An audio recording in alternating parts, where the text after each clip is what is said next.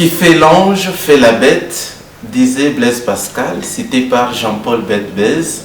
Vous voulez vous découvrir, vous voulez vous connaître? Je vous invite à découvrir en même temps les livres d'un auteur pas comme les autres, un grand auteur, un grand écrivain, un homme au carrefour des talents, qui nous parle de la découverte de soi, la découverte de l'autre et la découverte de Dieu. Bien sûr, c'est un titre qui vous est déjà familier. Nous avons déjà parlé de ces documents, mais cette fois-ci, nous allons creuser, l'analyser de façon approfondie. Et lui, c'est le Père Bienvenu Matanzonga Mabianga. Bonjour, révérend Père. Bonjour Sam, merci pour l'invitation. Vous êtes un homme au carrefour des talents. Vous avez plus de 4 masters que je voudrais bien citer. Vous êtes d'abord prêtre, professeur d'université et vous avez décroché plusieurs masters aux USAN notamment. Le premier, c'est en théologie spirituelle à Boston College. Le deuxième, c'est en counseling à l'université Loyola à Maryland, dans l'état de Maryland.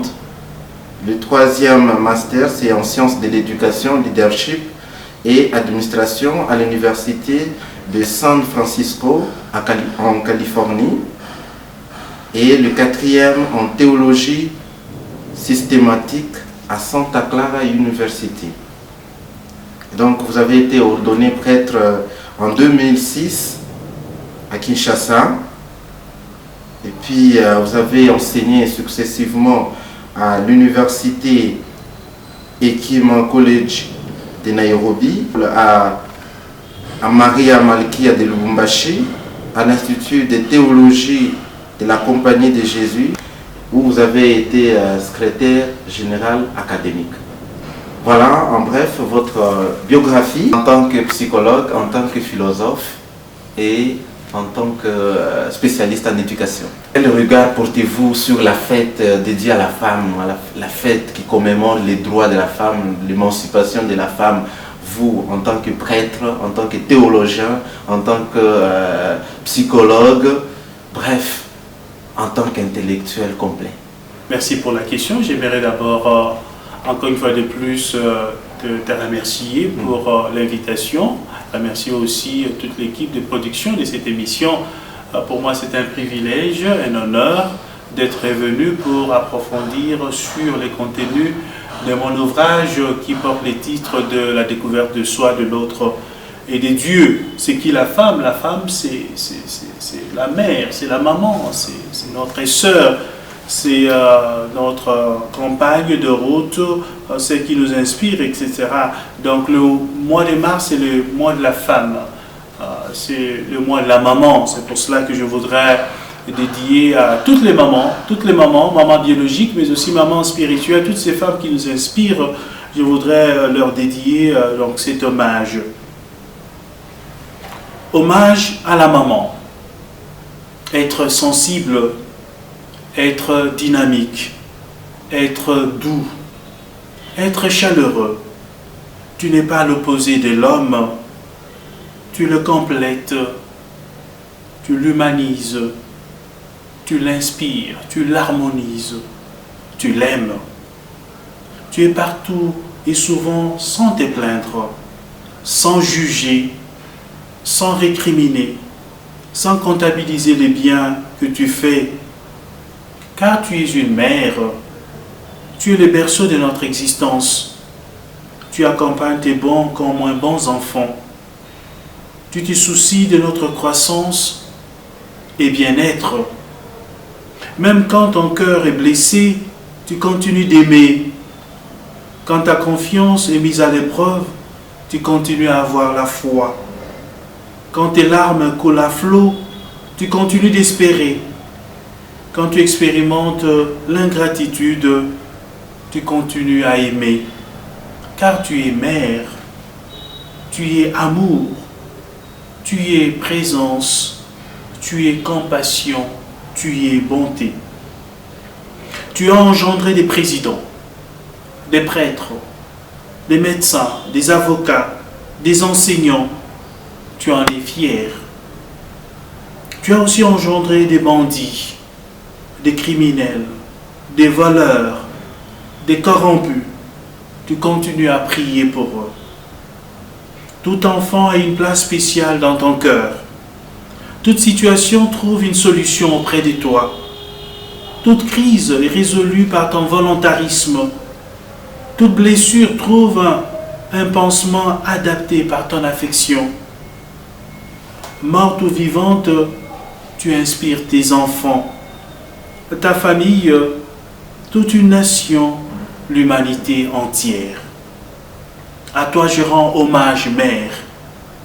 À toi la Vierge Marie. À toi Kimpa Vita. À toi Anuarité Nengapeta. À toi Teresa de Calcutta. À toi Winnie Mandela. Tu dissimules tes souffrances pour ne pas nous affecter. Tu forces ton sourire pour continuer à nous inspirer. Tu nous apprends à prier pour garder contact avec Dieu. Tu restes avec nous car tu nous aimes d'un amour inconditionnel. Tu y es mère, tu y es vie, tu resteras mère puisque tu es amour.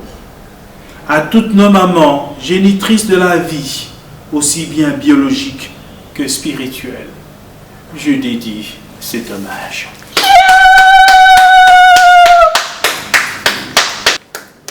Merci beaucoup, Révérend Père, pour ces beaux poèmes dédiés à nos mamans, à nos mères, à nos veuves, à nos filles, à nos petites sœurs, nos jeunes, à tous les gens féminins. Nous disons bonne fête des mamans. La fête, elle est perpétuelle, elle n'est pas seulement limitée à la seule date du 8 mars. Merci beaucoup d'avoir pensé à nos mères, Révérend Père. Revenons maintenant à notre ouvrage au sujet du jour, la préface ou la dédicace. Vous avez dédicacé cet ouvrage, la découverte des soi, de l'autre et de Dieu, au Père Alvaro Cruz. Pourquoi lui avoir consacré un tel ouvrage d'une haute portée psycho-spirituelle? Qu'est-ce qu'il a fait? Donc c'est votre muse, votre mentor par moment? Merci beaucoup pour la question, Sam. Le père Cruz représente beaucoup de choses pour moi. Il a été mon maître de novice. Il est d'origine espagnole. Il a vécu longtemps dans notre province d'Afrique centrale, la Compagnie de Jésus. Il a notamment travaillé à Njili, à Kinshasa, au collège Bonsomi, là où j'ai étudié. Il a été aussi curé de paroisse de la paroisse Sainte-Agnès à Njili. Il a été recteur d'une maison de formation, une grande maison de formation que nous avons à Kimweza. Il a été maître des novices pendant longtemps à Tchangougou au Rwanda. C'est là où je l'ai connu, c'est là où je l'ai rencontré pour la première fois. Et en tant que maître des novices, le père Cruz a accompagné ma retraite de 30 jours, que nous appelons les grands exercices spirituels de Saint-Ignace. Et à travers le vécu de cette retraite, à travers son accompagnement, j'ai perçu que c'était un homme extraordinaire. Pas seulement un spirituel de grand calibre, mais aussi un grand psychologue.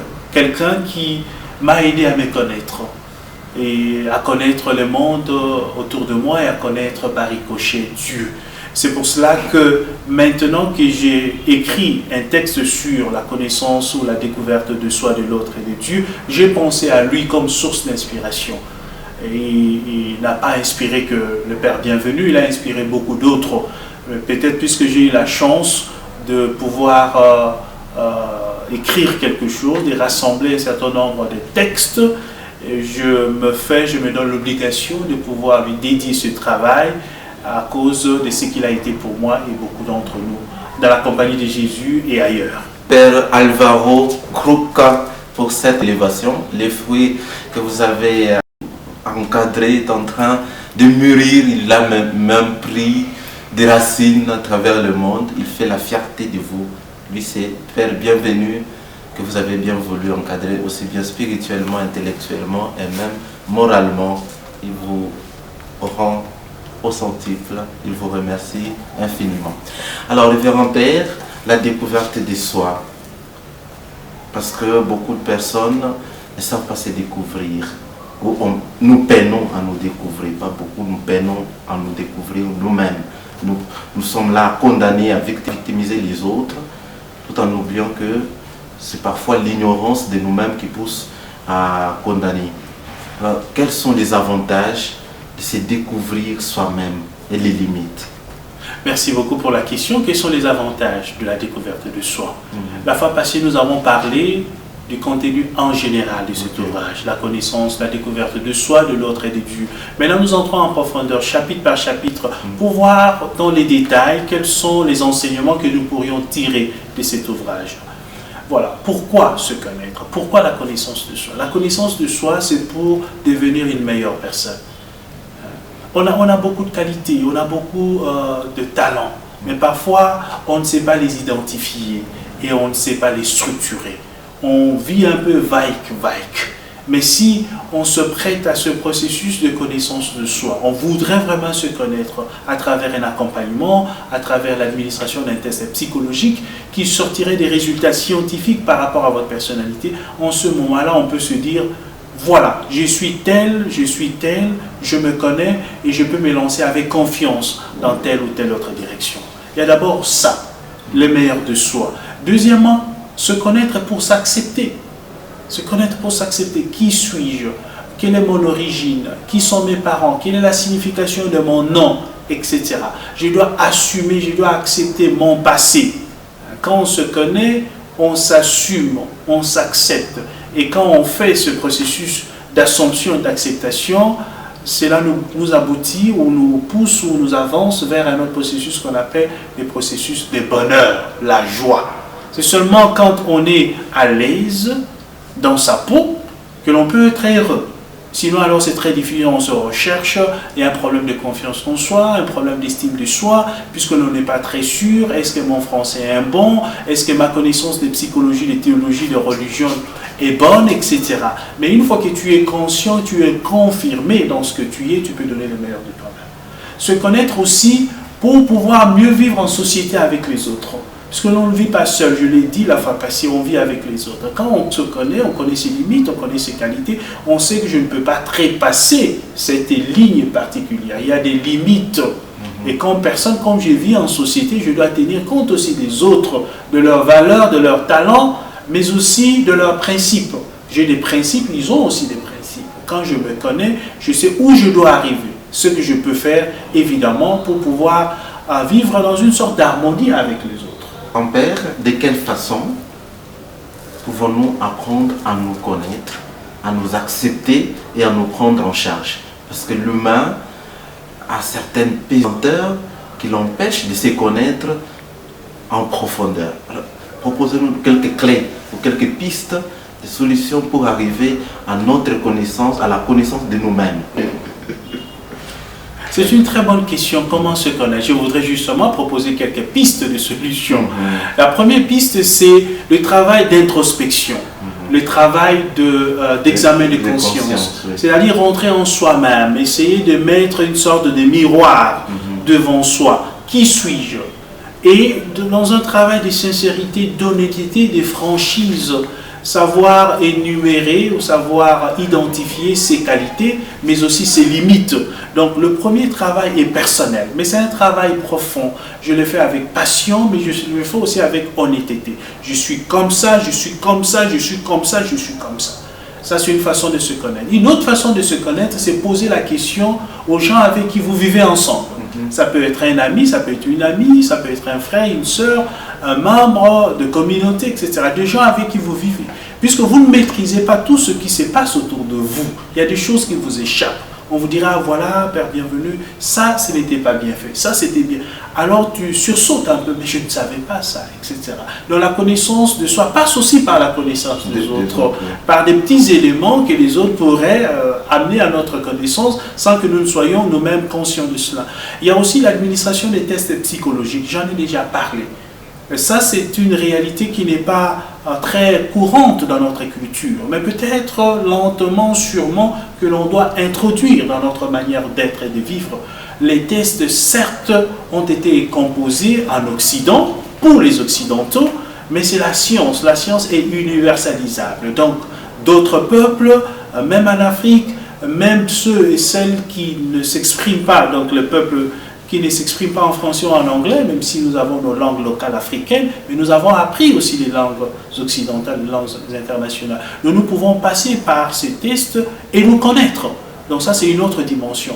Alors, une autre dimension de la connaissance de soi, c'est une observation, je dirais, clinique par rapport à soi-même. Une observation clinique, ça signifie que l'on se regarde de près. Par exemple, quand je célèbre la messe, quand je commence, comment est-ce que je le fais? Quelles sont mes attitudes comportementales au début de la messe, au milieu de la messe et à la fin de la messe? Ça, c'est de l'ordre de ce qu'on appelle la psychométrie. Mesurer mon comportement, mesurer mes attitudes, etc. Et ensemble, quand on les met ensemble, on a une idée plus ou moins parfaite de la personnalité du Père bienvenu. Et les traits physiques de sa propre personne qu'on doit essayer de visualiser, mais encore faut-il en avoir la capacité, où il faut une orientation. C'est ça. Normalement, chacun se connaît plus ou moins, chacun a une image générale de sa personnalité. Okay. Mais cette image peut être erronée aussi, hein? C'est-à-dire qu'on a une image avec erreur de sa personne. C'est pour cela que le travail d'introspection est important. L'introspection comme méthode, elle est importante. Là, on s'est dit, j'ai fait ce travail, mais alors de manière impartiale. Je voudrais vraiment me connaître davantage. Et si je ne parviens pas à le faire seul, j'implique les autres dans le processus. Les amis, les frères et sœurs, les connaissances. Moi, je pense que je suis comme ça. Qu'en pensez-vous?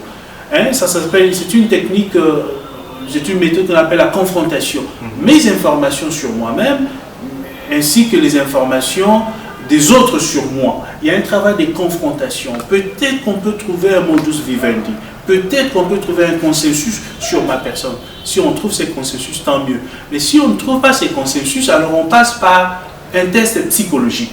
Puisque celui-là, il est impartial. Il est essentiellement scientifique. Et il me dira qui je suis, quels sont les traits majeurs de ma personnalité, quel est mon type de personnalité, etc. Mais les informations recueillies ou provenant des autres peuvent être teintées d'hypocrisie ou de double standard. Ces informations peuvent être affectées par ce qu'on appelle la subjectivité. Oui. C'est-à-dire que tu me perçois, la manière dont tu me perçois, la manière dont je te perçois, il y a toujours la dimension subjective par rapport à mon monde, par rapport à mes principes, par rapport à ma valeur, ou par rapport à mes valeurs, etc. Ça, c'est sûr et certain. Mais quand 2 ou 3, 4, 5 personnes parlent la même chose, on doit peut-être se dire que non, cette information particulière sur moi, peut-être que ça correspond vraiment à ma personne. Alors on doit faire un travail de creuser, on doit creuser davantage, on doit discerner davantage sur la chose. Peut-être que je suis comme ça, peut-être que je ne suis pas comme ça. Okay. Alors, Révérend Père, dans cette démarche de la découverte de soi, dans cette dynamique, il y a les génogrammes qui entrent en jeu avant d'arriver à la question familiale, parce qu'on ne peut pas, l'homme ne peut pas se connaître en dehors de la famille, de sa famille. Alors, expliquez-nous d'abord les génogrammes comme moyen de découverte de soi-même. De quoi s'agit-il concrètement? Les génogrammes, c'est un diagramme familial. Ça te permet de connaître ta famille sur le plan des ascendants, de tes parents, mais aussi des descendants, des enfants, etc. L'origine, alors, c'est ton origine, oui, d'où tu viens, etc. Avec tes qualités, avec tes limites, avec tes valeurs, mais aussi avec toutes les personnes, toutes les choses qui pourraient t'affecter d'une manière ou d'une autre comme personne. Moi, j'ai mon père, j'ai ma mère, je les ai connus comme ça, comme famille, comme personne à Kinshasa. Mais mon père venait de quelque part, ma mère venait de quelque part. Mon père avait une famille, mon père avait un certain nombre de valeurs, ma mère, etc. Donc, avec les génogrammes, j'apprends à connaître mes ascendants, mais aussi à apprécier leurs principes, leurs valeurs, etc. Et j'apprends aussi à connaître certaines choses qui sont importantes pour moi, pour ma vie, pour ma croissance personnelle. Les maladies, par exemple, les différentes maladies dont mes ascendants ont souffert.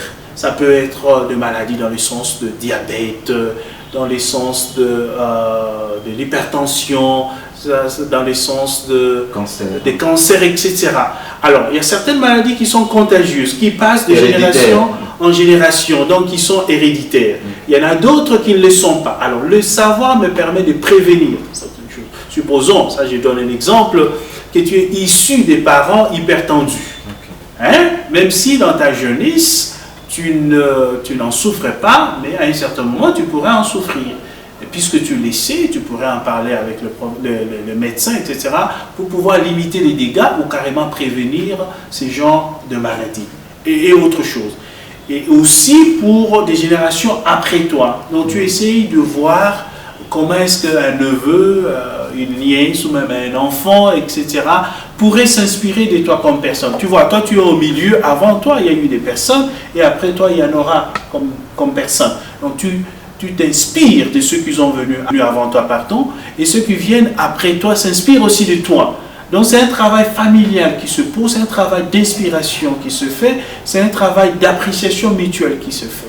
Alors, une fois que tu connais ça, tu es, je dirais, enraciné sur des valeurs sûres, des valeurs culturelles, des valeurs morales, des valeurs personnelles, des valeurs spirituelles, etc. Père, justement, en parlant des traits physiques, dans votre ouvrage, notamment à la page 18, vous avez évoqué le poids, la surveillance de son poids, de sa taille. Est-ce que j'accepte ma taille, j'accepte mon visage, j'accepte ça? Alors, cette découverte de soi-même passe par toutes ces acceptations-là multiformes. Accepter ses traits physiques est un élément très important de mon bonheur en général, pour être heureux. Il faut s'accepter. Je suis grand détail aujourd'hui, puisque mon défunt père était grand détail. Ma mère est petit détail, par exemple. Le poids, par exemple, ou le surpoids, etc. Il y en a qui ont un poids normal, il y en a d'autres qui sont un peu plus forts ou un peu plus fortes, etc. Et l'obésité est un problème médical, un problème de santé normale, mais aussi ça pourrait avoir de l'impact sur le plan mental. Donc, accepter son poids est une chose très importante, mais on peut y travailler. Aujourd'hui, on peut y travailler. Il y a des exercices physiques qu'on peut faire. Il y a aussi les régimes qu'on peut suivre, qu'on peut respecter pour pouvoir garder un poids normal. Grâce à la diététique. Par exemple, les régimes, la diététique, etc. Il y a un suivi dans ce sens-là. C'est vrai que dans notre contexte africain, avoir un peu de masse, de poids, donne l'impression qu'on est en bonne santé. Mais cette théorie est en train d'être dépassée. On se rend compte que nous y croyions peut-être il y a quelques années ou il y a quelques temps. Ce n'était qu'une impression. Ce n'était qu'une impression. Mais maintenant, on se rend compte qu'avoir un surpoids, ça peut affecter ta santé, etc. Ça affecte ta santé, mais aussi ça affecte d'autres dimensions de ta vie. Tu ne sais pas bien marcher, tu dors trop, puisque tu veux garder ton poids, tu manges de manière exagérée, etc. Et ça ne te permet plus de donner le meilleur de toi-même. On parle du poids, du surpoids, on parle aussi de la couleur de la peau. Mon feu père, le défunt père, je le dis, déjà il était foncé, il était noir, ma mère est brune aujourd'hui, je suis plus ou moins brun, je l'ai eu de ma mère, mais c'est des choses que je ne peux pas maîtriser. C'est des choses que je ne peux pas maîtriser. Aujourd'hui, les gens, je l'ai dit dans mon livre, utilisent la lotion à base de l'hydroquinone et c'est répandu dans notre pays. C'est un comportement à décourager, puisqu'on voudrait être un peu plus brun, on voudrait être un peu café au lait, etc. Peut-être qu'en étant proche du blanc, on est supérieur, on ne sait pas, etc. Ça, c'est des idées erronées sur la vie. Et les gens ne devraient pas continuer dans ce sens-là. C'est pour cela que j'insiste pour que les gens s'apprécient tels qu'ils sont. Si tu es noir, tu as reçu ce don des dieux d'être noir, il faut simplement entretenir ta noirceur, mettre des lotions qui iraient dans le sens de la couleur de la peau et non pas t'aventurer à entrer dans un processus qui, à la longue, va t'affecter aussi bien physiquement que psychologiquement. Il arrive des fois que, je ne sais pas, je parle bien des intellectuels qui refusent d'accueillir certains ordres de leurs supérieurs, sous prétexte qu'ils sont plus intelligents que leurs supérieurs et tout. Alors, le refus d'accueillir les ordres peut-il constituer la cause de notre orgueil, de nous-mêmes, ou ça nous enferme dans une espèce d'ignorance éternelle? La question d'autorité est sensible. Il y a une maxime qui dit que pour être leader, on doit d'abord accepter d'être sous les ordres de quelqu'un. Et on doit bien les faire, suivre les ordres. Pour ceci, on fait cela. Tu peux avoir une opinion contraire à l'opinion qui est émise, mais tu suis ça d'abord. Ton temps viendra s'il doit venir. Et puis, dans chaque société, il y a des principes. Si les principes disent qu'on doit suivre ce que les responsables ou les leaders disent, toi, tu ne peux pas aller à l'encontre des principes qui sont établis dans une société. Donc, ce qu'il faut faire, l'orgueil ou le point de vue personnel ne compte pas beaucoup. Il peut être soumis durant les processus de discernement. Mais une fois que la décision est prise, nous tous, nous devons nous liguer autour de la personne d'autorité pour pouvoir exécuter ces décisions qui ont été prises. Père, la découverte de soi passe aussi par la capacité à se forger une personnalité. Mais par quel mécanisme peut-on parvenir à se tailler une personnalité forte? Est-ce que ça s'impose ou c'est un effort de longue haleine? C'est un processus. C'est un processus, c'est vrai que nous sommes issus de nos parents, nous recevons quelque chose. Au niveau de la famille, déjà comme enfants, nous apprenons quelque chose, nous allons à l'école, nous apprenons beaucoup de choses, l'école primaire, secondaire, à l'université. Et une fois que nous sommes établis dans la société, nous avons la famille, ou nous sommes dans une communauté religieuse, là aussi nous apprenons beaucoup. Ça consolide déjà l'ossature de la personnalité que nous avions. Mais la personnalité est composée, selon un grand psychologue, un grand psychothérapeute et psychanalyste, Sigmund Freud, de 3 instances. Et tout tourne autour de ces 3 instances. Il y a les ça, il y a le surmoi et le moi. Quand on parle aujourd'hui de la personnalité, la théorie, la personnalité mondialement, on se réfère à ces théories, à ces instances de Sigmund Freud. La première instance, c'est les ça. C'est quoi les ça? C'est l'épaule des instincts ou de l'instinct. C'est des choses qui nous affectent. C'est la dimension animale de l'homme. Si on ne mange pas, on meurt. Si on ne boit pas, on meurt. Et s'il n'y a pas de relation sexuelle, il n'y a pas de progéniture. Donc ça, c'est le niveau que nous partageons avec les animaux. La différence qu'il y a entre les animaux et nous, c'est que nous avons une raison. Nous sommes capables de réfléchir, nous sommes capables de discerner, nous sommes capables de refuser certaines choses qui nous sont imposées par le sang, par la nature, etc. Par les instincts. Alors, la deuxième instance, c'est le surmoi, c'est que nous apprenons dans la société. L'éducation reçue des parents, des amis, des frères et sœurs, de l'école, de l'église, etc. L'église joue un rôle important. Moi, je suis prêtre, je suis jésuite depuis l'âge de 17-18 ans. Je n'ai vécu que dans cet environnement religieux. Donc, ma personnalité est forgée par mon appartenance à la vie religieuse, à la compagnie de Jésus, mon ordre religieux, etc. Toi, tu as été dans une école de sœurs de pureté, par exemple. Tu as été imbibé de cette spiritualité des sœurs de pureté, et puis tu as fait beaucoup d'autres choses, et ta personnalité est aussi affectée par quoi? Il y a aussi la situation sociopolitique. Nous sommes d'une certaine génération, je suis de la génération du maréchal Mobutu par exemple, avec les mouvements populaires de la Révolution. Je me souviens quand nous étions jeunes, nous chantions avant de commencer le cours, à la gloire du guide de la Révolution, etc. Cela nous a marqué d'une manière ou d'une autre. Et puis il y a encore autre chose, il y a le climat, il y a l'environnement, etc. À Kinshasa, généralement c'est un climat chaud qui affecte votre personnalité. À Lubumbashi, c'est la chaleur, c'est aussi le froid, etc. C'est les deux, ça doit se combiner, etc. Ceux qui sont nés, qui ont grandi en Occident, par exemple, là où il y a l'hiver, par exemple, leur personnalité y est aussi affectée. Ça, c'est un point sur lequel nous devons insister. Et puis, il y a le moi. Le moi, c'est le pôle du discernement, c'est le pôle de décision. Quand on dit que quelqu'un n'a pas de personnalité, ou quand quelqu'un est malade psychologiquement ou mentalement, c'est que son moi est affecté.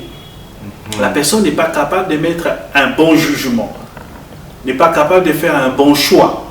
Elle doit toujours se référer auprès d'autres personnes pour pouvoir prendre une décision, pouvoir appliquer une décision. Voilà, nous avons donc ces trois instances de la personnalité de Sigmund Freud qui nous expliquent en profondeur la structure, l'ossature de la personnalité.